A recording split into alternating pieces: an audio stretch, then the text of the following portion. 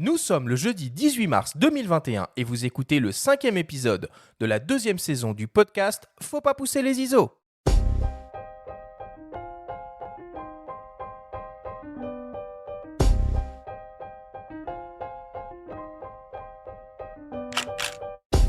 Bienvenue sur Faut pas pousser les ISO, le podcast entièrement dédié à l'image pour tous les passionnés de photos et de vidéos. Je suis Arthur Azoulay et cette émission vous est proposée par le magazine Le Monde de la Photo. Cette semaine, on se met au coin du feu. Nous avons le plaisir et l'honneur de recevoir le photographe et ethnologue français Pierre de Vallombreuse, avec qui on va parler de son parcours, de sa photographie, de ses engagements et de ses projets. C'est parti pour le 5e épisode de cette 2e saison du podcast. Je suis toujours avec mon camarade Benjamin Favier, rédacteur en chef du magazine Le Monde de la Photo. Bonjour à toi Benjamin, comment vas-tu aujourd'hui ? Salut Arthur, ravi d'être là et je suis très heureux qu'on accueille aujourd'hui un grand photographe français. On va l'écouter attentivement, il a des tas d'histoires à nous raconter, plus passionnantes les unes que les autres. Et oui, aujourd'hui, c'est pas une émission comme on a coutume de faire, c'est pas une émission thématique, c'est une émission au coin du feu. Et on met à l'honneur Pierre de Vallombreuse qui nous fait le plaisir d'être avec nous. Alors Pierre, tu te définis comme étant à la fois ethnographe, reporter, journaliste, photographe et un peu artiste. Tu es aussi avant tout un grand voyageur et un témoin nomade de la diversité du monde et de ses peuples. Tes images sont utilisées dans les plus grands magazines internationaux, tu as publié 10 livres et ton travail a été exposé dans de nombreux musées, festivals et galeries à travers le monde. Je n'en dis pas plus pour l'instant. Merci beaucoup Pierre d'être avec nous. Merci de m'avoir invité. On commence néanmoins l'émission comme d'habitude avec le Flash Actu.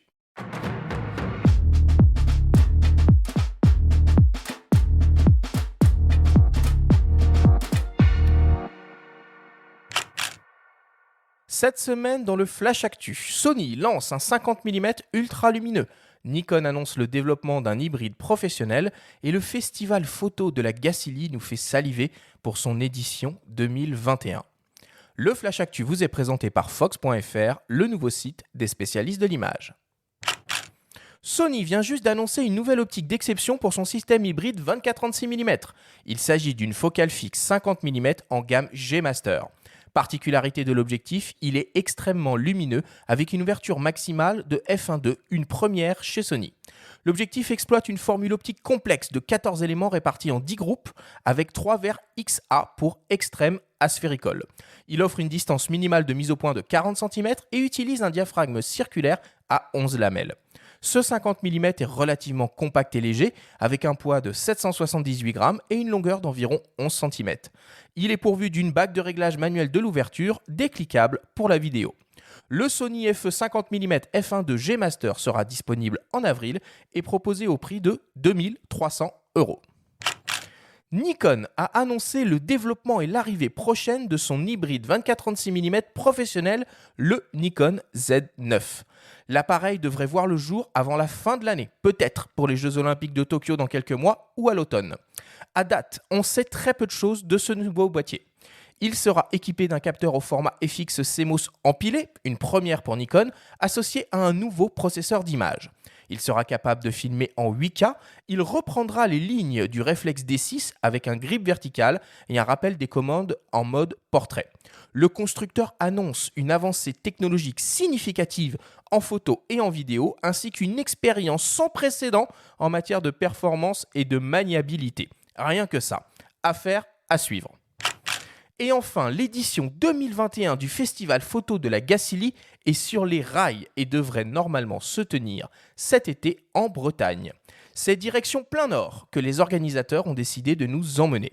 La photographie scandinave est mise à l'honneur avec pas moins de 11 artistes exposés, comme par exemple Erik Johansson de Suède avec ses photographies en trompe-l'œil, Tina Itkonen de Finlande qui nous fait voyager au Groenland ou encore Olivier Morin de France qui nous fait découvrir les surfeurs de l'extrême norvégien. Le festival nous ouvre aussi les portes du monde de demain, le monde d'après la Covid, avec par exemple Nick Brandt qui nous sensibilise sur le danger de l'urbanisation qui menace l'habitat naturel des animaux avec des mises en scène surréalistes, ou encore Pascal Maître qui documente l'odyssée des papillons monarques qui traversent les États-Unis pour rejoindre le centre du Mexique. Au total, ce sont 21 expositions gratuites qui seront offertes en libre accès aux spectateurs tout l'été, mais aussi des événements, des stages photos et des visites guidées.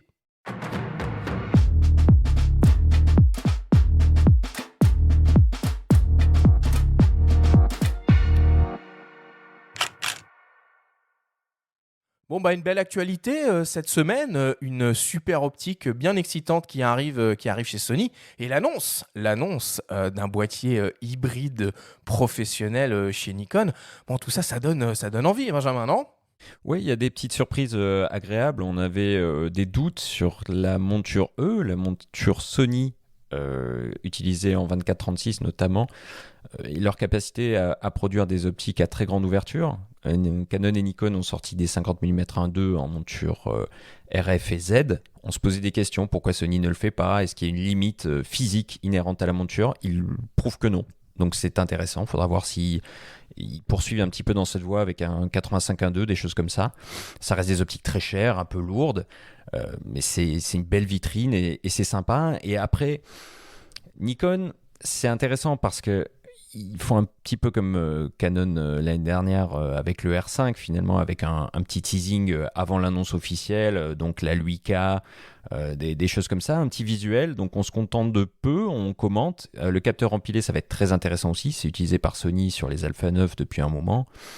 Ça permet d'allier très haute vitesse avec une haute définition aussi sur leur A1 professionnel. Ça va être passionnant de voir un petit peu comment Nikon s'accapare ces technologies, mais il va falloir aussi, pour parler aux pros qui développent leurs gammes optiques avec des téléobjectifs aussi, parce que pour l'instant, dans la monture Z, ça manque cruellement. Ce que je trouve intéressant avec l'annonce Nikon et notamment le visuel qu'ils nous ont fourni, comme tu le précises, c'est qu'on voit que c'est le premier constructeur à décider d'intégrer un grip dans un hybride 24-36 mm et de finalement délaisser un peu l'argument de base des hybrides qui était compacité et légèreté. Maintenant, chez les pros, c'est pas un sujet ça. Maintenant, on y va, il faut de l'ergonomie, il faut de la maniabilité. Ah, t'es sûr que c'est pas un sujet? Toi, Pierre, qu'est-ce que t'en penses de ça? Si la légèreté, c'est un sujet, plus c'est léger, mieux c'est. Mais il faut aussi, ce qui est très important, c'est la façon dont on tient son appareil. Donc il faut trouver les astuces et qui font que tu as un appareil de plus en plus léger et en même temps qu'on puisse manier avec sécurité. Le grip est très important. Moi, j'ai vraiment besoin de... Mais en même temps, étant un grand utilisateur de Leica, je suis arrivé aussi à le faire sans. Oui, jusque-là, il n'y avait que Olympus sur les hybrides, qui n'est pas un hybride de 24-36, qu'il avait fait sur le M1X. Et on avait reproché à Nikon sur leur premier Z6, Z7 de ne pas proposer de grip en option. Donc là, sur leur boîtier Pro, ils ont... Alors, sur les versions 2, désormais, il en existe. Et puis là, sur leur boîtier Pro, du coup, ils ont retenu la leçon et ils l'intègrent. Donc, mais tu as raison, ouais, Arthur, c'est vrai que c'est une vraie rupture, notamment par rapport à Sony, qui, eux, persistent sur leur A1 avec un boîtier sans poignée. Benjamin, est-ce que tu as repéré d'autres choses cette semaine qu'on n'a pas abordées? Il y aura toujours des petites choses à dire, ça et là, mais j'ai surtout envie de souligner la programmation, encore une fois, du Festival de la Gacilly. C'est absolument formidable. Il y a d'autres photographes que j'ai envie de citer aussi. Moi, il y a le photographe islandais Ragnar Axelsson qu'on a publié dans le magazine, dont on aime énormément le travail, qui arrive avec un bouquin qui va être formidable sur les chiens de manière générale dans le Grand Nord. C'est un photographe extraordinaire. Donc rien que pour ça, moi, dès que j'en aurai l'occasion, je vais foncer à la Gacilly. J'irai aussi voir le travail de Pentti Samalati que j'aime beaucoup, ou de Jonas Bendiksen, photographe de Magnum, qui fait lui aussi des choses très originales la plupart du temps. Là, je crois qu'il est resté avec un quotidien. Il s'est mis dans la peau d'un photographe local dans un quotidien norvégien, pour un quotidien norvégien. Et il s'est mis dans la peau comme ça d'un localier. Il a fonctionné comme un localier. Donc avoir son regard sur un job comme ça m'intéresse. L'édition a l'air passionnante. Comme d'habitude, la Gacilly, c'est un festival incontournable avec beaucoup d'expositions extraordinaires. Enfin, moi, c'est un festival que j'aime énormément et qui est en plus très cohérent parce qu'il nous parle du monde, de la nature, de l'environnement et des hommes. Et on chemine en extérieur. De temps en temps, il y a du soleil, de la pluie. Mais voilà, on vit aussi au gré des aléas de la météo. Donc, moi aussi, dès que c'est possible, dès qu'il est ouvert, je fonce le voir. J'adore Pentis Amalati, c'est un de mes photographes préférés. C'est très intéressant ce que tu viens de dire à partir de Ben Dixon qui fait un travail de localier. C'est une idée que j'avais eue il y a 1 an et demi quand j'étais en Oregon. Et j'avais envisagé, je me suis dit, tiens, je lisais des articles sur les petits journaux qui disparaissent, justement, dans des petites villes. Et aux États-Unis, il y en a beaucoup qui sont des journaux qui sont d'une ville ou d'une région. Et il y en a beaucoup qui ferment. J'avais envie de me dire, tiens, l'Alaska, j'ai envie d'aller passer 1 an en Alaska et trouver un petit journal et leur dire, écoutez, moi je viens, je bosse, je vous fournis les photos gratuits, vous me trouvez un logement et je m'installe chez vous pendant 1 an et faire ce travail-là justement de local. C'était très intéressant. Je suis hyper curieux de voir ce que Ben Dixon, qui fait de très bon boulot en plus, très bon photographe, et passionnant. On passe à la suite. Benjamin, c'est le moment de ta chronique hebdomadaire. Alors cette semaine, tu vas nous emmener au pays du soleil levant, au Japon plus précisément, et tu vas nous parler de l'initiative de photographes francophones qui essayent de trouver des solutions pour maintenir leur activité. C'est la story de Benjamin.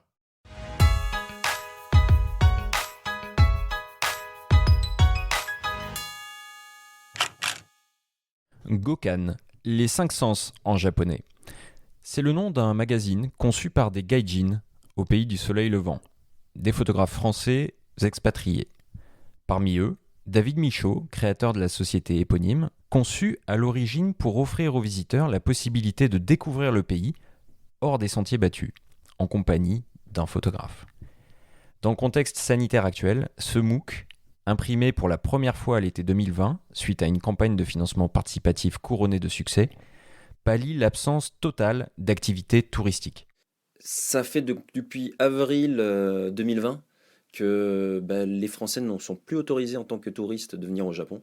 Du coup, comme on avait prévu un plan B, puisqu'il faut savoir que le Japon est souvent soumis à des catastrophes, on avait un magazine dans les tiroirs qu'on a ressorti pour l'occasion et qui nous permet en fait de prolonger en fait notre passion, le partage du Japon avec les gens. Pas à leur côté, mais à distance, une sorte de fenêtre sur le Japon.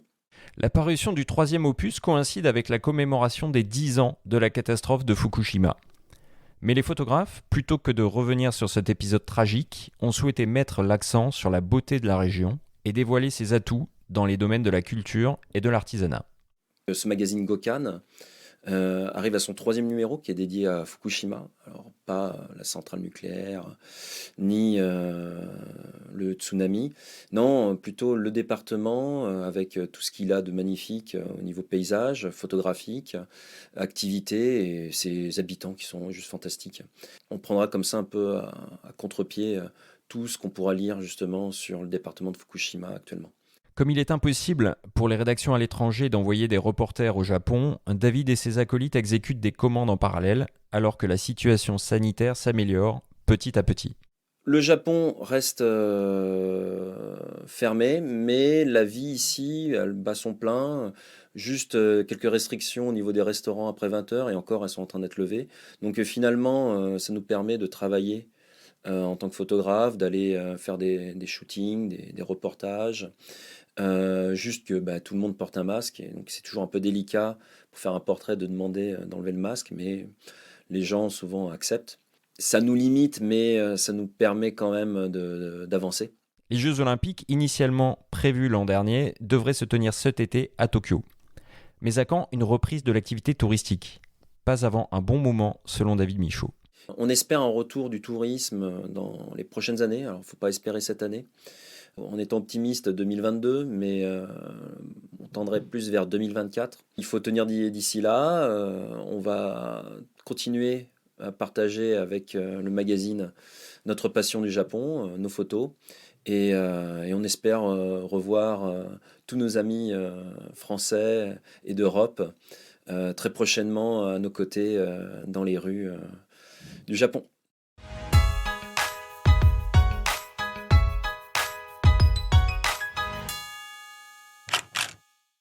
Bon bah voilà encore une belle histoire cette semaine, Benjamin.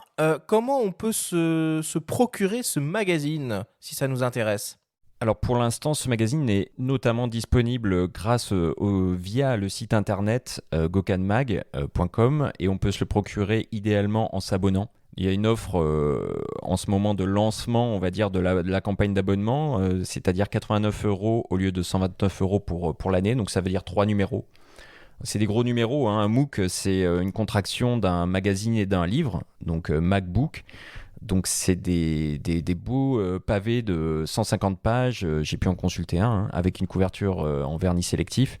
C'est une très belle fabrication, des beaux reportages à l'intérieur qui font la part belle à la photo et des sujets qui sont à l'image de ce qu'est la société et de la vocation de la société Gokhan qui à la base est conçue pour amener des touristes et des visiteurs auprès de photographes hors des sentiers battus. Donc c'est vraiment des sujets assez originaux qu'on ne verra pas ailleurs dans le traitement de la presse internationale quand elle évoque le Japon. Bon bah tu vois Pierre, tout à l'heure tu parlais un peu de la presse PQR d'une certaine façon qui était en voie de disparition aux États-Unis. Il y a des initiatives quand même qui émergent et là on ne peut que saluer l'effort et le travail fourni par ces photographes francophones exilés au Japon. Oui, je vais aller voir, ça m'intéresse beaucoup. J'ai noté le nom et après l'émission, je vais aller voir le. Et une édition numérique est dispo aussi, hein, est comprise dans l'abonnement. Il faut préciser aussi, pour être complet, qu'un numéro papier coûte 28 €, mais qu'il y a des coûts, parce que pour l'instant, la production des magazines est assurée au Japon, donc les frais de port s'élèvent à 7 € par numéro. Et à terme, s'il y avait suffisamment d'abonnés, alors on n'a pas de chiffre pour l'instant, s'il y avait suffisamment d'abonnés, la production serait effectuée en France, ce qui, évidemment, aurait un impact et réduirait les coûts d'abonnement. On passe à la suite. Je vous propose une petite respiration avant d'attaquer notre grande discussion avec Pierre au coin du feu. On revient dans quelques instants après une courte publicité. Vous aimez Faut pas pousser les ISO? Et si vous découvriez Le Monde de la Photo, le magazine? Disponible en kiosque sur tablette et ordinateur ou par abonnement, il est le parfait complément de votre podcast préféré. Tous les mois, retrouvez des actualités, des portfolios, des enquêtes, des reportages, des tests, des conseils pratiques et de prise de vue, des tutoriels pour retoucher vos images, pour devenir un photographe accompli. Infos et modalités d'abonnement disponibles sur lemondedelaPhoto.com. Nous sommes de retour dans Faut pas pousser les ISO avec le photographe Pierre de Vallombreuse pour une petite session au coin du feu. Alors Pierre, si tu me le permets, pour commencer, je vais en quelque sorte essayer de te tirer le portrait pour nos auditeurs. Pierre, tu es un photographe et un ethnologue français. Tu as 58 ans. Tu as étudié les arts décoratifs à Paris avec pour ambition première de devenir illustrateur de presse.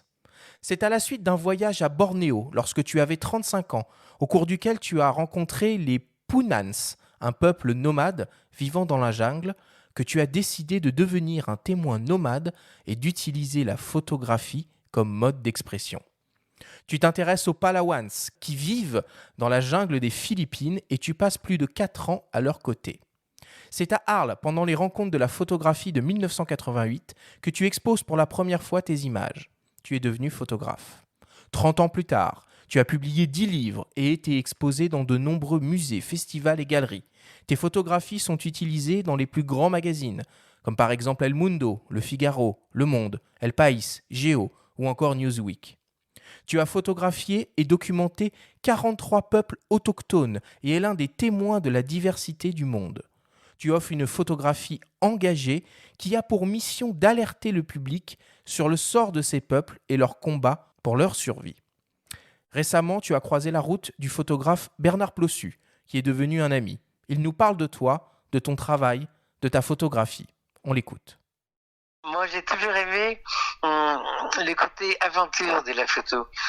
Jack London, Henri de Montfred, c'est les écrivains qui ont fait des photos comme Wilfred Tessiger, et j'aime beaucoup les photos de Claude Lévi-Strauss aussi. Quand je vois un photographe qui travaille dans cette direction, photographie ethnique, si je peux dire, et voyage lointain et un peu aventureux, ça me plaît toujours. Il y a un truc qui est bien avec Valenvreux, c'est qu'il s'implique avec les gens. Il est capable de passer des semaines avec eux avant de les photographier, de les connaître, de rentrer dans leur vie, quoi, complètement.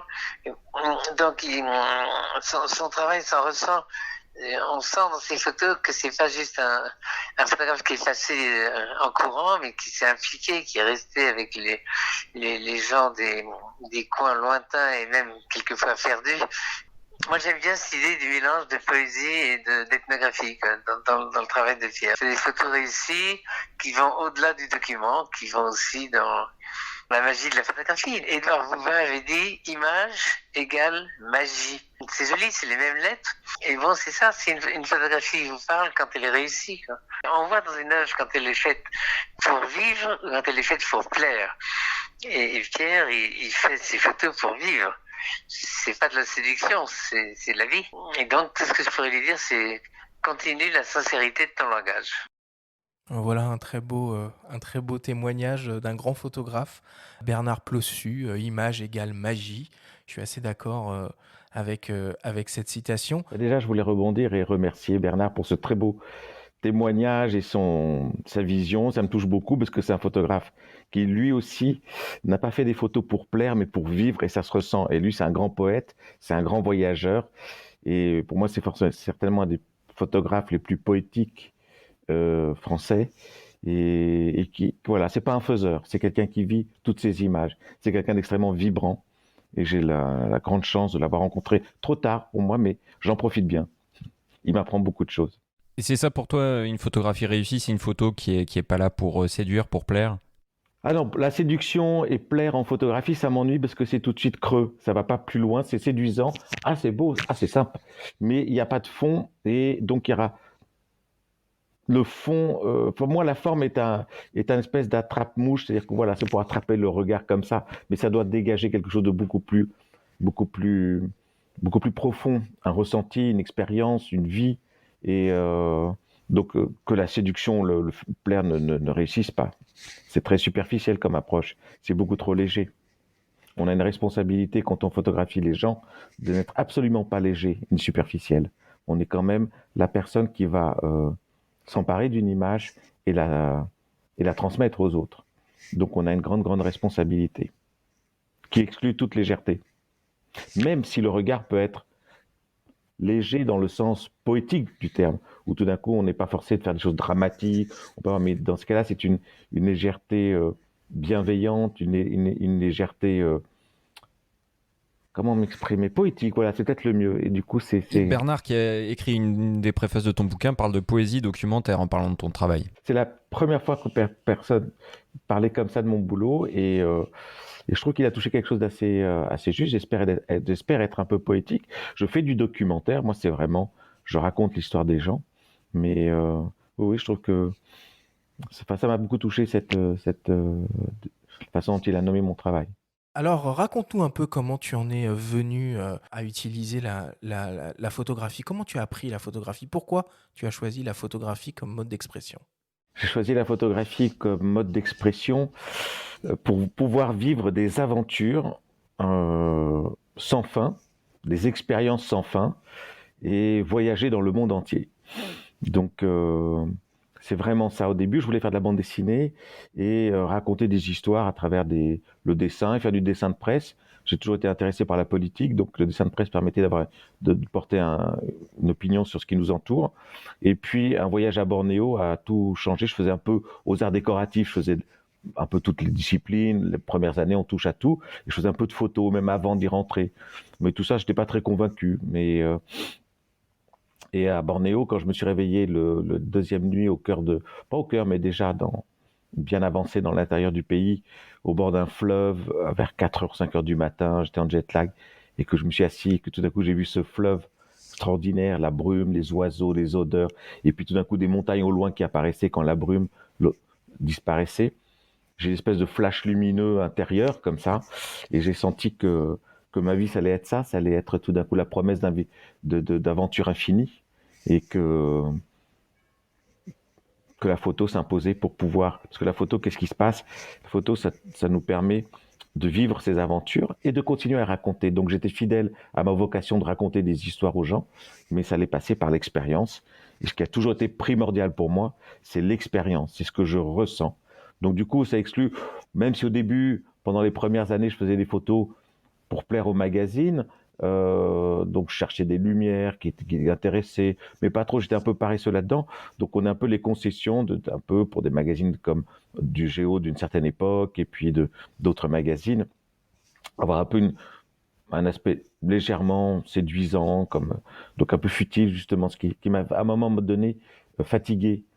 Je vivais des expériences extraordinaires, extrêmement fortes, des émotions, des rencontres, un apprentissage de la vie, de beaucoup de choses que je n'arrivais pas à transmettre parce qu'il y avait ce côté, voilà, il y avait des normes qu'il fallait respecter pour les magazines.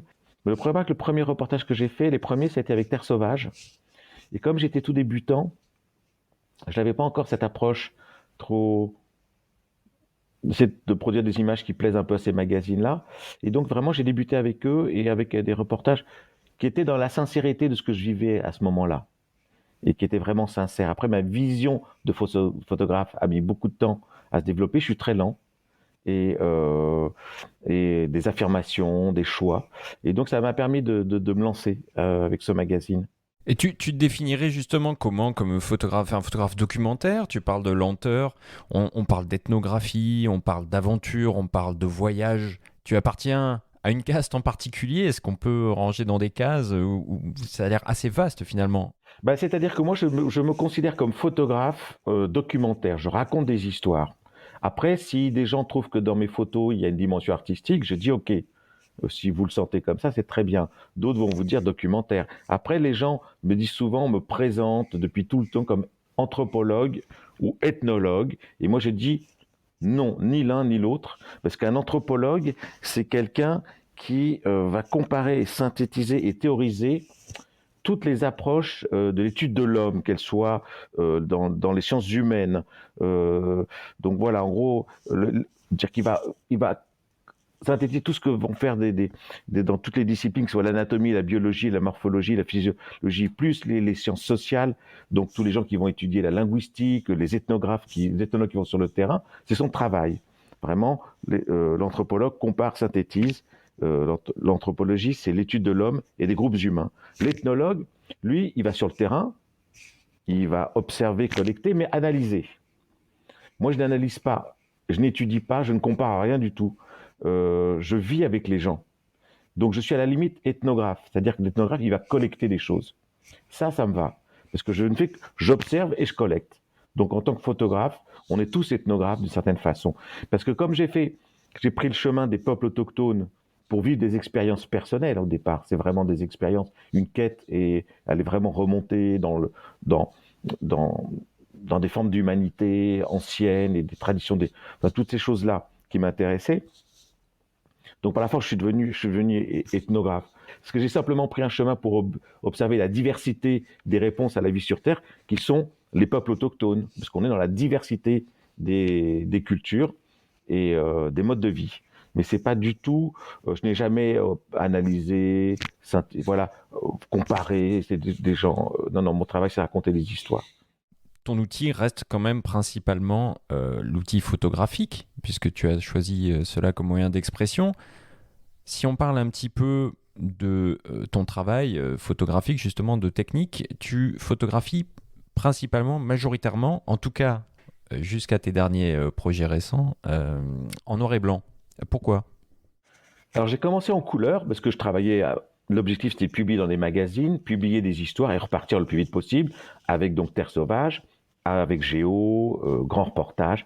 Mais c'est avec Grand Reportage que j'ai publié mes premiers sujets en noir et blanc. Mais j'étais contrarié. À un moment donné, j'arrivais plus à m'exprimer en couleur parce que je savais que je faisais quelque chose dans lequel je ne progressais pas. Et j'avais besoin ma passion, elle est toujours pour des photographes en noir et blanc. Et donc, grâce à une bourse que j'ai eue, où j'étais libéré d'une contrainte des magazines, je me suis lancé dans le noir et blanc. Et le magazine Grand Reportage, à l'époque, a été repris par Yann Méo, rédacteur en chef, qui était en vente géo, et avait besoin, comme il n'avait pas beaucoup de sous, d'être très créatif. Il dit, les gars, j'ai pas beaucoup d'argent, mais faites-vous plaisir. Créez des choses, vivez. Donc voilà, donc il m'a publié mes premiers reportages en noir et blanc. Pourquoi j'ai choisi ça? Parce que pour moi, il y a un côté intemporel. Je voulais, comme je commençais à m'engager plus politiquement, plus d'un point de vue personnel dans la défense des peuples autochtones, et donc aller au-delà des informations colorées qui séduisaient dans les doubles pages d'entrée de Géo, un coucher de soleil sur un village, une danse. Du coup, les gens étaient, la couleur ne transmettait pas le message que je voulais faire passer, qui était d'unir tous ces peuples dans un même combat, dans une même situation, qui était, parce que très vite, de reportages un peu ethno-culturels, je suis passé à des reportages beaucoup plus politiques, parce que les gens que je ne cessais de photographier, je les voyais assaillis de toutes parts par des problèmes, que ce soit des guerres, des massacres, expropriation, spoliation de leurs terres, acculturation, emprise des missionnaires. Et lui, si les gens que j'aime, je vais pas continuer à faire des reportages séduisants, alors que ces gens-là sont en détresse. On va revenir sur des cas concrets comme ça de reportage, parce que des anecdotes, tu en as des tas, on va t'écouter là-dessus. Et juste pour cette petite parenthèse sur la photo et tes outils, ton outil de travail, quels sont tes appareils, tes objectifs de prédilection? Quand tu pars sur le terrain, qu'est-ce que tu mets dans ton sac photo? Alors avant tout, c'est le 35. Je travaille à 95% ou 90% avec un 35. J'ai un petit 50 qui à des moments peut venir être intéressant. Et je me souviens quand j'étais en Irian Jaya, j'ai un travail sur les Papoues, les Papouasies colonisées par l'Indonésie. J'ai réussi à rejoindre la guérilla, qui est très difficile d'accès, parce que petite et perdue dans cette immense île. Et là, j'avais un M3. Et la visée dans le Leica M3 est fabuleuse. J'ai jamais trouvé ça. J'ai découvert la joie du 50. Je comprends mon ami Plossu avec son, toujours été au 50. C'est une optique extraordinaire. Mais dans le Leica M, qui pour moi était le boîtier le plus agréable pour voyager, petit, fiable, costaud, hyper costaud et très discret. C'est-à-dire qu'on peut s'approcher des gens ou rester longtemps avec des gens. Quand on a un Leica, ça fait peu de bruit, c'est tout petit. Et donc, j'avais un M3 et en mettant le 50 sur le M3, oh là là, j'ai découvert ça, j'ai fait énormément de photos. Mais donc, pour en venir, c'est le 35 et j'ai un petit 28. De temps en temps, j'ai peut-être envie d'un peu de champ large, mais je vais pas forcément le sortir souvent. Que des focales fixes alors? C'est vraiment un parti pris? Oui. Pourquoi? Parce que d'abord, j'aime pas quand on a un zoom, on n'avance pas, on ne recule pas. C'est l'objectif qui avance. Et que quand j'ai besoin de me rapprocher, je m'avance. Et on n'a pas le même contact avec le sujet d'une scène, des gens, si on est près d'eux ou loin. Donc moi, c'est moi qui bouge, qui vais trouver. Il y a un rapport physique. C'est moi, à moi de bouger. J'aime beaucoup bouger. Je marche énormément, je bouge beaucoup. Et ce métier, je l'ai fait aussi pour pouvoir bouger dans la nature. Donc j'aime ce côté. Je n'aime pas me dire, tiens, pour avoir une photo, sinon elle va être. Et c'est quelqu'un, c'est marrant, j'avais une discussion, je partais avec des optiques, j'ai toujours, c'est jamais entre 28, si jamais j'ai envie de faire élargir un tout petit peu. Il me disait, mais je comprends parce que c'est comme quand on va voter, ton bulletin de vote, on va pas voter pour les écolos et le Front National en même temps, ou je sais pas, le LR, ou avec leurs sigles et des trucs comme ça. On met un bulletin. Et prendre un optique, c'est un peu mettre un bulletin et dire ça va être comme ça. Et du coup, j'aime ça. Et notamment, plus comme maintenant, je bosse uniquement pour faire des bouquins. Il y a presque plus que ça qui m'intéresse, même si j'adorerais faire des reportages pour la presse. J'aime beaucoup ça. Mais c'est vraiment dans une optique maintenant. C'est vraiment essentiellement, pratiquement pour les. Donc du coup, prendre une optique, c'est donner déjà une vision. Et j'ai eu beaucoup de mal avec ça des te livres. cadre en fait. Ouais. Ça te cadre dans ton projet éditorial. Tout à fait. Et du coup, on emmène les gens avec une même vision. Et on amène comme ça. Et c'est à nous de trouver à l'intérieur de ce cadre ce qui peut rentrer pour raconter l'histoire. Donc voilà. Et effectivement, pour revenir pour les optiques, 28, 35, 50, c'est ce qui est le plus proche de la vision humaine. Il n'y a pas trop de déformation. C'est ni un grand angle, ni un grand téléobjectif. Quelque chose assez neutre finalement. Alors, ton sujet de prédilection, c'est évidemment les peuples autochtones. Et ton projet le plus important, c'est le travail que tu as fait avec les Palawans qui vivent dans la vallée au sud des Philippines. Est-ce que tu peux nous raconter un peu la genèse de ce projet? Donc, tu as vécu plus de 4 ans auprès d'eux. J'imagine qu'on ne fait pas pendant 4 ans de suite des photos. Voilà, comment ça se passe, un projet de cette envergure et aussi important dans la durée? Alors, j'ai rencontré les Palawans, je crois que c'était en 88, après mes 2 voyages à Bornéo. Et j'étais aux Arts Déco en section photo et j'entends un Anglais qui était là dans l'école et qui dit: «Ouais, je reviens de Palawan, j'ai trouvé une tribu je suis un ethnologue, une tribu qui vit dans des cavernes». Oh, j'ai rien dit, j'ai fait ça. Si c'est J'avais déjà attrapé le virus après mes 2 voyages à Bornéo avec les Punan dans la jungle et tout ça, j'étais mordu. Je ne rêvais que de jungle, que d'aller dans les endroits les plus reculés, trouver les tribus les plus reculées. Jamais les tribus non contactées. J'ai toujours refusé d'aller voir des tribus non contactées parce que si elles sont pas contactées, c'est qu'elles nous fuient. Elles connaissent notre existence et pour se protéger parce que leur rencontre était synonyme de perte pour elles. Donc, mais voilà, aller vraiment dans des endroits loin et repousser tout ça. Donc ça, c'est hyper important. Donc j'entends ça et du coup, je pars. Et je pars là-bas. J'arrive à l'époque, il fallait mettre au moins une dizaine de jours pour arriver dans la vallée. La moitié sud de l'île de Palawan, il n'y avait pas de route. Donc quand on avait fait tout le voyage de Paris, Mani, Puerto Princesa, la capitale de Palawan, de la prendre un bus le lendemain, Branque-Ballon, qui mettait 8 heures pour arriver sur la traversée de la côte est, on est sur la côte ouest. Mais là, la moitié de l'île, il n'y avait plus de route. Donc, il fallait attendre. S'il y avait des typhons, il n'y avait pas des pirogues à balancier qui font un peu comme le taxi brousse, quoi. Le bus ne fonctionnait pas. Donc, on pouvait mettre beaucoup de temps. Et puis, je suis arrivé dans la vallée et c'était la saison des sèches. Mais ils nous ont reçus super. J'étais avec ma première femme, Douja, avec qui j'ai commencé à voyager énormément. Pendant 12 ans, on a fait des voyages incroyables. Et ça, c'est important aussi parce que je suis arrivé chez eux avec une femme. Donc, j'étais pas un homme seul. J'étais pas un preneur de femmes potentielles, quelqu'un qui viendrait pour épouser une femme. Et en plus, un couple, c'est harmonieux. On n'est pas à l'avant-garde d'une compagnie minière, forestière, qui viendrait leur piquer leur territoire. Donc, alors, j'ai la chance de parler l'espagnol, l'anglais et le français. Donc, l'héritage colonial fait qu'on a accès dans pas mal d'endroits. Plus, j'ai appris l'indonésien et le palawan. Et donc, ça me permet de voyager beaucoup. Donc, j'ai limité les problèmes linguistiques, ce qui fait que déjà pouvoir parler la langue ou proche, ça aide énormément. J'aime bien apprendre les langues. Malheureusement, j'en parle pas assez. J'aimerais en apprendre 3, 4 autres. Et puis là, j'aurais pu être mondial et avoir pas de problème. Donc, on arrive comme ça. Moi, je suis toujours arrivé très naturellement. Donc, je me présente, je suis Pierre, je fais des photos et puis voilà. Donc, je suis content d'être chez vous. C'est très simple. On s'aperçoit que les gens sont assez.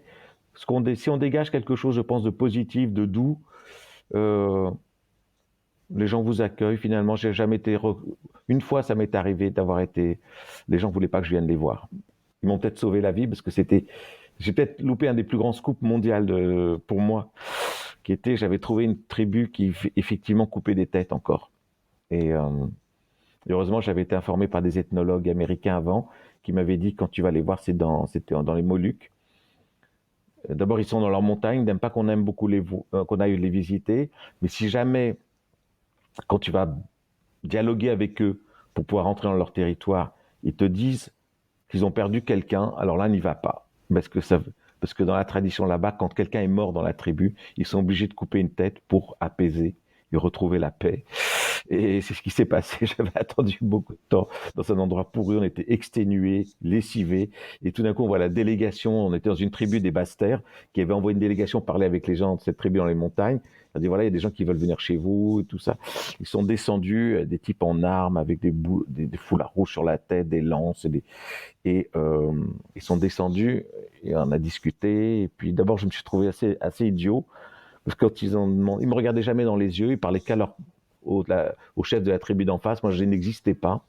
Et puis, quand je me dis, qu'est-ce que tu viens faire? Je dis, faire des photos, je travaille pour des magazines, on est curieux on est très intéressé de vous connaître et comment vous vivez. Puis je me dis, c'est quand même vachement bizarre l'intérêt qu'on porte à ces gens-là. On vient, on débarque chez eux, on fait des photos, on repart, on va les montrer aux gens. Et je trouvais qu'il y avait quelque chose qu'il fallait effectivement qui était pas très net. Et du coup, on a besoin d'être profond et absolument pas léger. Faut éviter la séduction parce que là, encore une fois, on rentre dans le cœur de société dont on va parler. Et là, on en revient encore à la profondeur du regard qu'on peut apporter, d'où le temps.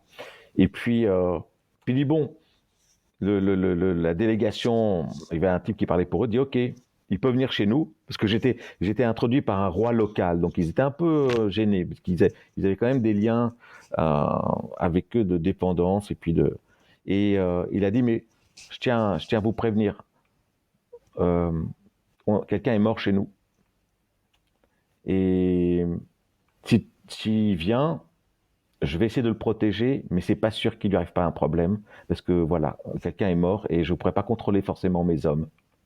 Donc voilà, en gros, il m'a dit. Alors j'ai dit, écoute, bah écoutez, finalement, j'ai changé d'avis. Je vais rester en bas. Et j'étais très ému.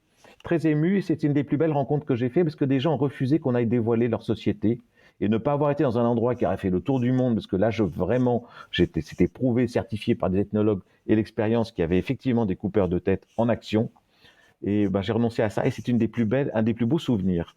Un des plus beaux souvenirs du travail, sans rester mystérieux. Et voilà, donc j'ai pas de regrets. Et parmi tes souvenirs, donc, il y a cette phrase y a-t-il la lune chez toi, titre de ton autobiographie qui a été prononcée là-bas parmi les Palawans que tu as entendu. Est-ce que tu peux nous raconter un petit peu, revenir sur cette anecdote très marquante? Tout à fait. Là, les coupeurs de tête, c'est dans l'île de Buru, aux Moluques, en Indonésie, et les Palawans, c'est aux Philippines. Et alors là, c'était à mon 3e séjour. On était j'avais commencé à apprendre la langue pas mal. Un séjour de 6 mois, et on était sur une falaise extraordinaire avec une grotte qui dominait la vallée. Il pleuvait, il y avait des typhons, les nuages, et j'étais un de mes meilleurs amis à l'époque, c'était le Oukir, qui était un juge traditionnel, et on était au bord de la caverne, comme ça, à regarder, parce que c'est une caverne juste sur une falaise qui faisait faire, je sais pas, 400 mètres de hauteur, un truc. Donc on surplombait la vallée, c'était magique, et pour voir le ciel. Et à un moment donné, les nuages ont été écartés, se sont écartés, et la lune est apparue. Puis il m'a regardé, et puis il m'a dit, Pedro, il y a la lune chez toi? Ah, j'ai dit oui. C'était la plus belle question qu'on m'ait posée. Et du coup, quand on m'a proposé de faire un livre de récits de voyage, et un peu sur la vie que j'avais menée, j'ai mis ce titre-là, qui est effectivement un titre d'une poésie infinie, et qui ouvre des possibles. Voilà, dans une question comme ça, on dit que tout est possible. Alors ça fait 25 ans que tu documentes les Palawans, donc c'est vraiment un très long projet. Comment les choses ont évolué au fil du temps pour ce peuple? Et est-ce que tu as le sentiment que ton travail a un impact réel pour eux? Ça a évolué, c'est-à-dire que lors de ce séjour où on m'avait posé cette merveilleuse question, à la fin de ces 6 mois, quand je suis descendu, je vous avais dit il y a quelques minutes qu'il n'y avait pas de route le long du sud de l'île. Quand je suis descendu avec Oukir, justement, j'ai la photo de lui avec sa hotte. À un moment donné, en arrivant vers les basses terres, en sortant d'un bosquet, tout d'un coup, il y avait du bruit au loin, et on est tombé sur une piste en latérite fraîche. La route était en train de construire, les bulldozers passaient, la route a été construite. Donc dans les années qui suivies, pendant les 7 ans qui ont suivi, j'ai vu la chose changer. Les petits villages avec un front pionnier de Philippins qui venait du reste de l'archipel et qui vivaient de pêche. De temps en temps, ils achetaient des terres en escroquant allègrement les Palawans, où ils faisaient des rizières. Ça s'est développé, ce sont devenus des bourgs dynamiques. Donc, du coup, l'administration s'est développée, les missionnaires sont développés, un peu de tourisme, et donc de plus en plus d'intrusions dans la vallée. La vallée qui vivait en quasi-autarcie, c'est surtout elle qui descendait. Les gens descendaient sur la côte depuis toujours pour acheter du poisson de mer, pour avoir des outils, quelques vêtements, une radio, des piles, puis repartaient dans la forêt. Ils repartaient dans leur vallée. Il y avait peu de visites de l'extérieur. Les gens n'aimaient pas aller trop chez eux, par peur, alors que c'est des gens pacifistes. Mais voilà, et puis c'était loin. Et là, donc, ça s'est inversé. De plus en plus d'intrusions. Et donc, pendant les 7 ans, j'ai documenté tout ça. Puis, j'ai vu l'arrivée des missionnaires qui ont réussi à convertir quelqu'un dans la vallée, qui était le plus vénal, mais qui avait tout simplement paresseux et vénal. Et puis, en plus, assez mégalo. Il voulait devenir chef de quelque chose. Et il n'y a pas de chef dans cette société. Mais il a compris que ce monde qui débarquait, dont les missionnaires étaient l'avant-pont, était le monde du changement qui allait les dominer. Et donc, il s'est converti. Et il a entraîné dans sa conversion pas mal de gens de la vallée. Pas mal, non. Quelques personnes dans sa famille, un petit nombre. Et du coup, ça a fait des peurs, des zizanies, il y a des tensions. Et je me suis dit, comme j'avais fait beaucoup de reportages dans le monde où je voyais des peuples vivre des choses, l'intégration des intégrants, dont parlait Edgar Morin dans la préface de mon livre Peuple, et je me suis dit, c'est ce qui va arriver à la vallée. Et je n'avais pas le courage de voir ça. Et donc, je suis parti, j'ai quitté la vallée pendant 15 ans pour aller témoigner de la destruction des peuples autochtones en pensant que c'est ce qui allait arriver sous une forme X ou Y dans la vallée. Et donc voilà, ça a donné ce livre Peuple où j'étais photographié le quasi pas génocide, mais les massacres au Sud-Soudan, des Dinkas, des Nuer, voilà plein de situations difficiles du peuple dans le monde entier. Et donc j'ai retrouvé la vallée il y a 9 ans. pour faire un livre qui s'appelle Souveraine, un projet où les femmes sont à l'égal de l'homme. Et je suis retourné dans la vallée. Donc j'ai retrouvé avec beaucoup d'émotion. J'avais perdu beaucoup de mon vocabulaire. Je parlais plus beaucoup, mais j'ai trouvé une vallée qui avait beaucoup mieux résisté. Beaucoup de gens qui s'étaient convertis, enfin, les quelques dizaines de personnes qui s'étaient converties, peut-être une quinzaine ou une vingtaine, une grosse partie était redevenue animiste. On ne voit pas pourquoi. Nous, notre tradition, on nous a un peu leurrés. On a des valeurs communes aussi. Et donc finalement, au niveau de l'identité et culturelle, il y avait un retour à la tradition. Les chamans avaient de nouveau le vent en poupe. Et par contre, beaucoup plus d'interactions avec le monde extérieur, beaucoup plus d'enfants qu'on met à l'école. J'ai assisté même, et j'ai les premières photos de la première école construite dans la vallée. Et il y a 3 ans, j'ai eu une exposition, une rétrospective à Manille de mon travail sur la vallée et au Musée national des Philippines. Et les gens du Musée national des Philippines m'ont dit, tu sais Pierre, grâce à toi, on se rappelle de quelque chose qu'on avait un petit peu oublié. C'est que quand, dans les années 70, on avait découvert cette tribu, on avait fait un travail, tout le Musée national des Philippines a fait une énorme enquête là-bas, produit des bouquins. Marcos, ce dictateur, avait dit, voilà, c'est un trésor national. La vallée est sous la juridiction et la protection du Musée national des Philippines qui doit la protéger, continuer à l'étudier et empêcher qu'on y fasse n'importe quoi et qu'elle soit détruite. Ils avaient complètement oublié. Donc, suite à cette exposition de mon travail, de mes photos, ils se rappellent cette mission d'étude et de protection. Et je leur dis, chiche, vous voulez faire ça, bah, ça tombe bien, parce que voilà les problèmes qu'il y a maintenant. Il y a beaucoup de plantations de palmiers à huile qui complètement ravagent Palawan, des projets de spéculateurs véreux qui voudraient faire signer des papiers aux gens de la vallée pour qu'on plante provisoirement du cacao, des choses chez eux. C'est une manière de leur piquer leur terre à moyen terme. Donc elle est en danger de se faire piquer son territoire, sa terre, et du coup perdre l'indépendance, l'autonomie, et ça, ce serait le coup de grâce. Donc j'aurais dit, voilà, montons un projet de 5 ans d'études ethnographiques, et on fait une nouvelle exposition, et on s'implante, et moi je vais former des gens de la vallée à la photographie, pour qu'ils puissent devenir, comme ils ont des téléphones cellulaires depuis un moment, des portables, ils font des petits selfies, ils font des petites photos, et des choses comme ça, ils vont mettre des tout petits films, et je leur dis, ben voilà, je vais les former pour qu'ils puissent eux-mêmes être les reporters et les ethnographes de leur quotidien, et qu'il y ait un moyen aussi d'alerter. Comme ça, ces travaux peuvent être transmis. Et comme le Musée national des Philippines va reprendre des missions annuelles chez eux, la présence de cette institution respectée va dissuader les hommes d'affaires véreux, les petits, qui diront on ne peut rien y faire sans que ce soit vu, témoigné et transmis au Musée national des Philippines. Donc par la présence répétée, du coup on a impliqué le maire de la municipalité dont dépend la vallée maintenant, le gouverneur, et moi j'espère qu'à travers ça, on arrive à sanctuariser définitivement la vallée. Donc c'est le grand projet.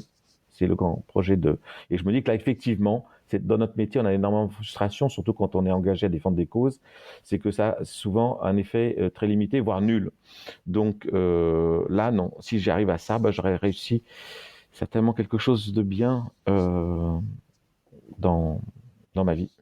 Alors, parallèlement à ce projet, il paraît que tu travailles sur un nouveau livre qui doit intégrer une nouvelle collection qui est intitulée Reporter, publié aux éditions des Arènes. Et ce nouveau livre doit mettre en lumière ton dernier projet photographique réalisé aux États-Unis dans une école de l'Oregon. On écoute le grand reporter Patrick de Saint-Exupéry, qui a notamment fondé les revues 21 et 6 mois, et qui est un peu à l'origine de ce nouveau projet de livre. Le propos de la collection, c'est reporter, quoi. C'est juste, je crois que tout est dit dans l'intitulé, c'est des récits de gens qui ont été quelque part sur place pour raconter une histoire, qui ont consacré du temps, de l'énergie, beaucoup d'efforts. Ça peut être en texte. Là, il va y avoir un premier livre sur la Colombie qui sera publié dans quelques mois, enfin dans 2 mois, je pense. Ça peut être en photo, bien entendu, des récits photos, avec du texte aussi. Mais là, c'est un équilibre qu'on est en train de travailler avec Pierre. Le mélange texte-photo, toujours le rapport texte-image, quoi. Enfin, c'est toujours pareil. Ouais. Trouver une forme qui soit adaptée dans le cadre d'un livre, ou ça peut être aussi de la bande dessinée. C'est très ouvert comme collection. Il n'y a pas de... vraiment, le cœur de cette collection, c'est le reportage. Y aller pour raconter. L'idée, c'est d'ouvrir une fenêtre, hein, c'est toujours pareil. Enfin, c'est un peu tout ce qu'on a toujours fait avec Beccaria, quoi, de diverses manières, quoi. On avait fait 21, on avait fait 6 mois. Bon, après, on s'est planté sur Hebdo, on a tout perdu. Bon, c'est la vie. Mais c'est continuer, quoi, dans cette démarche-là d'ouvrir une fenêtre sur le monde, quoi, sur la curiosité, de faire une collection, quoi, qui permette de donner leur place à des gens qui sont curieux, qui sont avides, qui s'intéressent à des choses parfois étonnantes, mais surprenantes et fascinantes souvent. Le travail de Pierre rentre parfaitement dans ce cadre-là, quoi. Le sujet qui sera publié, il a passé 2 ans dans une école américaine. C'est un travail de long cours. C'est un très beau travail, très fin, très sensible. C'est un très très beau boulot. On est en train de travailler dessus. C'est long, c'est toujours compliqué, mais c'est super. Voilà. On a l'impression que ce nouveau projet est en quelque sorte un tournant pour toi en tant que photographe, aussi bien sur le fond que sur la forme. Est-ce que tu peux un peu nous en parler? Oui, ça a complètement changé. Ça a ouvert Il y a des cycles dans la vie. Et effectivement, pour éviter, c'est pas pour éviter, mais on dit, ouais, l'ethnologue, l'anthropologue, l'ethnographe et tout ça. Et là, ça va décloisonner. Et pour moi, c'est la même continuité. Je parle de l'humain et je raconte des histoires. Et donc, j'étais en Oregon. J'ai vécu 2 ans, et puis ça fait 6 ans que j'y allais. J'avais ma compagne là-bas. Et ma belle-fille aussi, donc Aurore et Anaïs, et que j'avais rencontré là-bas en Oregon. Et donc il y a tout un cycle américain qui s'est ouvert. Et il y a 2 ans, des amis de Aurore disent voilà, il y a une école qui a été créée par des femmes noires américaines et une école qui a été fondée pour lutter contre le racisme systémique, et qui soit à la fois racial et social. Vas-y, c'est intéressant. Et comme je voulais travailler sur les problèmes entre les diverses populations qui peuplent les États-Unis, c'est-à-dire les Noirs, les Blancs, les Indiens et les Latinos, mais principalement, je voulais faire un travail de mémoire sur les lieux de lynchage. Et donc, c'était vraiment c'était vraiment le projet que je voulais développer là-bas. Et on parle de cette école. Donc, je vais voir. Et je trouve une école extraordinaire, avec des gens passionnants et qui on crée cette école où les enfants sont dans un environnement où ils sont respectés et où il n'y a pas de violence, où vraiment verbal, il n'y a pas de racisme, il n'y a pas d'humiliation, et un soin apporté à l'éducation de l'enfant dans ses rapports sociaux très très élevé. C'est vraiment basé sur l'apprentissage des relations entre les êtres. Bien sûr que après il y a tout le travail d'éducation des matières, il faut apprendre bien sûr d'éducation. Et je vais les voir, je leur présente mes bouquins et je leur dis voilà, j'arrive avec une petite idée, j'aimerais faire des portraits des enfants et pendant 1 an les faire écrire sur le vivre ensemble. Un truc un peu bateau, moi j'étais un peu comme ça. Puis le deuxième rendez-vous, j'approfondis, elle regarde mes bouquins, je leur dis mais pourquoi est-ce que finalement je ne passerais pas l'année à chroniquer la vie de la classe? On fera le même boulot et en plus je peux leur apprendre, je peux offrir gracieusement leur faire des cours de photojournalisme. C'était une classe avec des enfants qui ont 8-9 ans. C'est des 4th and 5th grade. Et elle me dit, génial, bienvenue, on t'attend à la rentrée en septembre. Et j'étais rentré dans une histoire qui allait me dépasser complètement. Déjà, point de vue formel, je suis dans une école qui n'a pas beaucoup d'argent, qui est pauvre. J'avais de la classe qui avait le moins de lumière. Et donc, je me retrouvais avec un territoire qui était ma classe, 2 grands couloirs, une cour en béton, un réfectoire qui est aussi salle de sport, et voilà, mon territoire. Moi qui suis habitué à vivre dans les grands espaces, dans la jungle, sur la mer, avec les badjaos. Donc, défi. Il me dit, je ne vais pas le faire en noir et blanc, il faut que je change complètement quelque chose, donc je vais faire en couleur. Et j'ai travaillé comme si je faisais un documentaire, comme si j'avais filmé. Je faisais plein de séquences, je faisais plein d'images, plein d'images, et au plus près, et tous les jours. C'est-à-dire que à 8h, j'étais à l'école, 8h moins le quart, et je partais vers 15h, 16h, et je rentrais.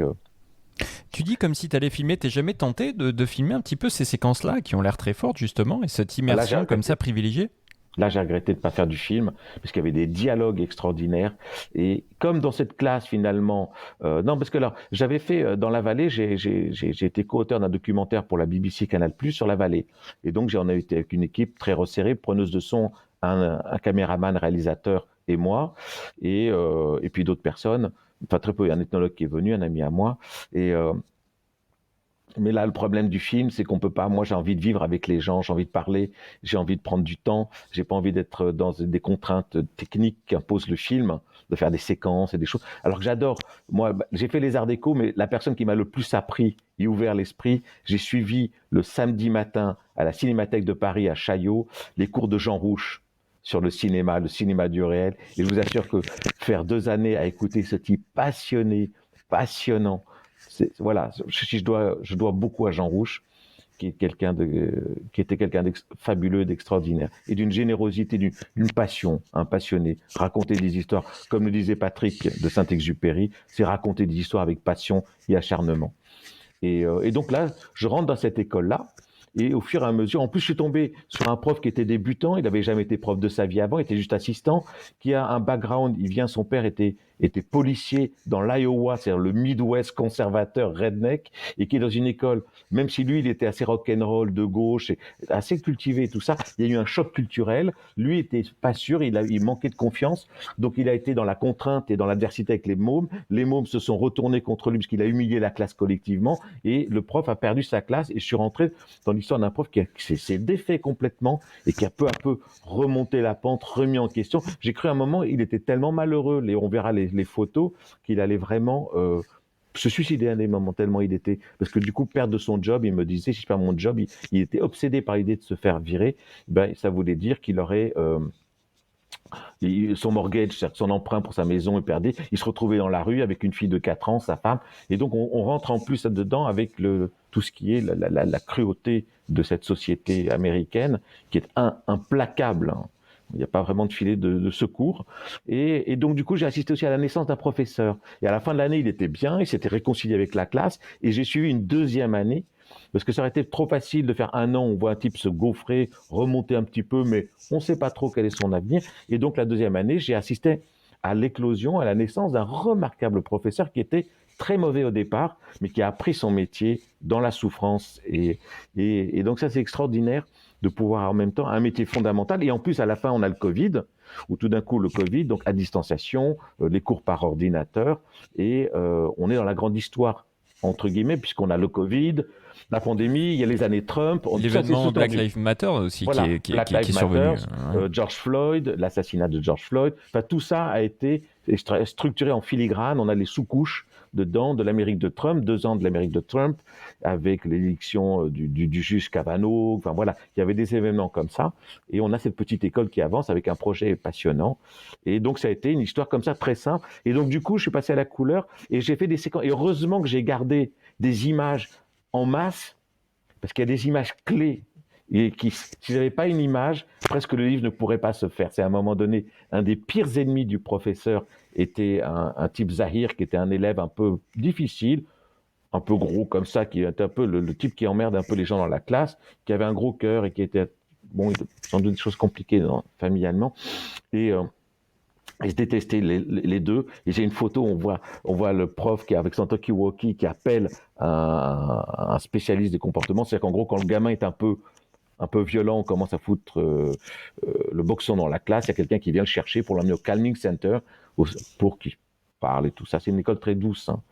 Quand il y a un problème comme ça, un prof, quand il y a un élève qui a des gros problèmes, le prof va pas dire hey, on appelle là, on l'emmène là-bas. Il va dire I need Keros love.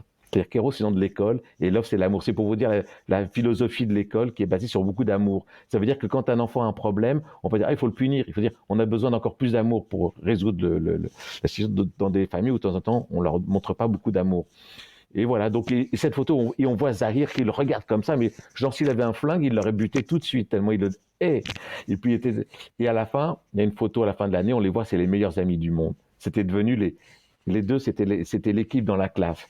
Et donc, il y a une réconciliation comme ça. Donc, effectivement, c'est l'accumulation de plein de petites... Une classe, c'est des milliers d'interactions quotidiennes, d'amour, de pas d'amour, de haine, de colère, de gentillesse, d'apprentissage, de victoire, d'échec, de frustration. Émotionnellement, c'est d'une richesse. Moi, je ressortais, j'étais vidé.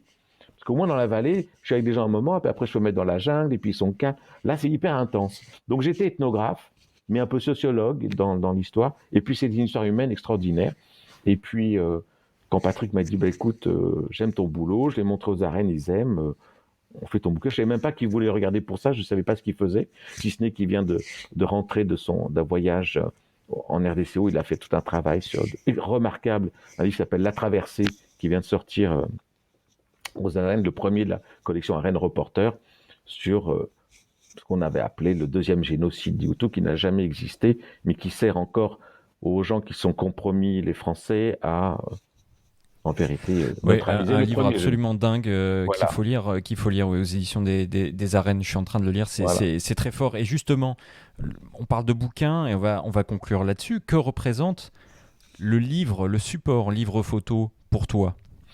Alors le livre, c'est un moyen de transmettre une expérience, une poésie, une histoire. C'est de partager et de manière intemporelle. Un livre va nous survivre, on peut l'espérer, il va se transmettre et de rentrer dans la complexité des choses. Un reportage, pour moi, c'est un teaser. Paf, on vous amène dans quelque chose, dans quelques images, on vous dit voilà ce qui se passe, voilà des faits saillants. Le livre permet de rentrer en profondeur.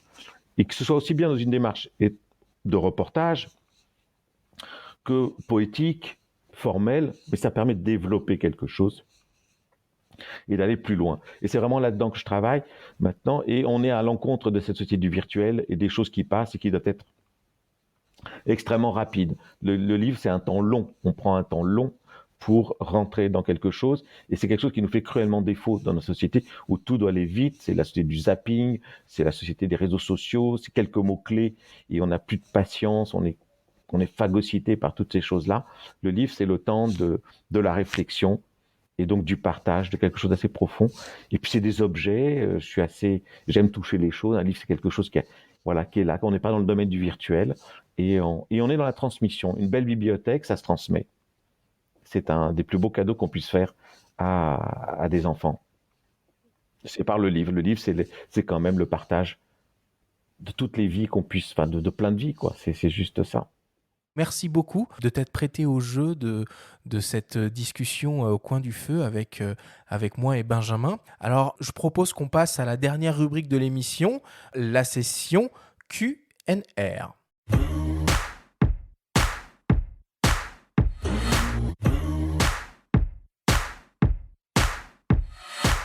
Comme toutes les semaines, vous avez la possibilité de nous poser des questions et de poser des questions à nos invités via les réseaux sociaux et notamment notre compte Instagram Faut pas pousser les ISO. Pierre, cette semaine, nous avons reçu 2 questions qui te sont adressées. La spécificité de notre petite rubrique Q&R, c'est que tu vas avoir 30 secondes seulement pour essayer d'y répondre de la manière la plus claire possible. Alors je commence avec une première question qui nous vient d'un certain Paul Kiambao Photo et qui te demande quelle a été ton expérience la plus mémorable avec les Badjaos? Ouf, avec les Badjaos, c'était un moment de chanson où j'étais avec une compagne à moi qui était indienne et qui était grande danseuse de Bharatanatyam et qui a commencé. Les Badjaos sont fans de Bollywood et de ses chansons, de ses danses. Et tout d'un coup, sur un bateau en pleine mer de Sulu, de Célèbes, il faisait chaud. Et un Badjao et mon ancienne compagne se sont mis à chanter et à danser comme des gens de Bollywood. C'était un moment extraordinaire. Super, merci beaucoup. Deuxième question, un peu plus d'ordre général, tu vas voir, qui nous vient de DBL 8549. Il est passionné de photos, il voudrait se lancer et il te demande quelques conseils. Alors, prendre son téléphone portable si on n'a que ça, déjà, ou un petit appareil, et sortir tous les jours, vivre avec son appareil et faire des photos en permanence. Je pense que c'est Djibril, c'est un ami à moi qui habite pas loin et que je vois de temps en temps. Et voilà, comme il fait des trajets assez loin pour venir à son boulot, je dis ça peut être déjà l'histoire. Ça peut être l'histoire, raconter son trajet, puisque c'est un moment où il ne travaille pas, où il est libre pour ça. Il a peut-être une demi-heure, 3/4 d'heure de train. Donc prendre son appareil ou son portable, faire des photos. Merci beaucoup Pierre.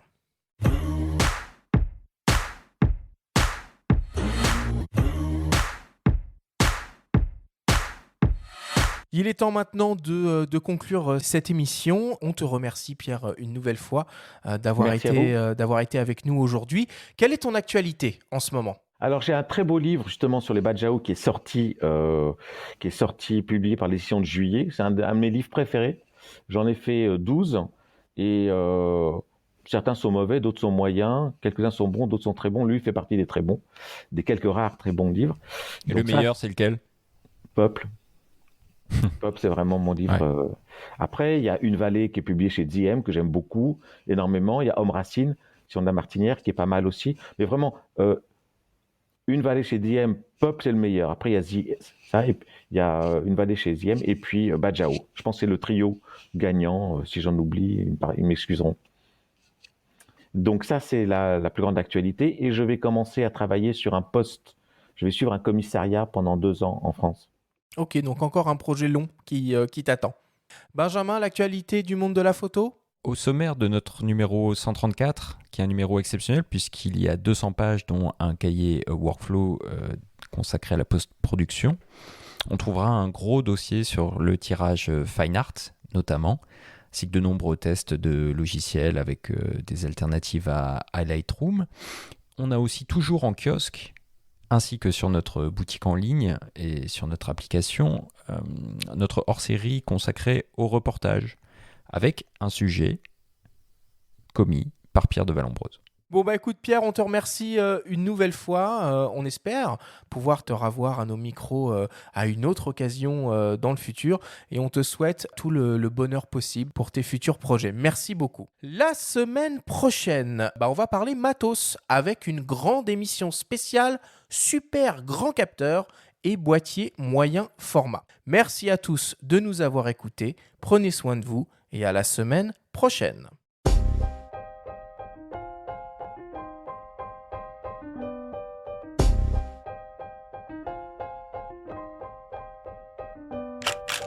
C'était Faut pas pousser les ISO, le podcast entièrement dédié à l'image pour tous les passionnés de photos et de vidéos. Abonnez-vous à notre chaîne et retrouvez l'intégralité de nos émissions depuis toutes les plateformes comme Spotify, Apple Podcasts, Google Podcasts, Deezer et YouTube. Rendez-vous jeudi prochain pour un nouvel épisode. D'ici là, faites de la photo et n'oubliez pas, faut pas pousser les ISO.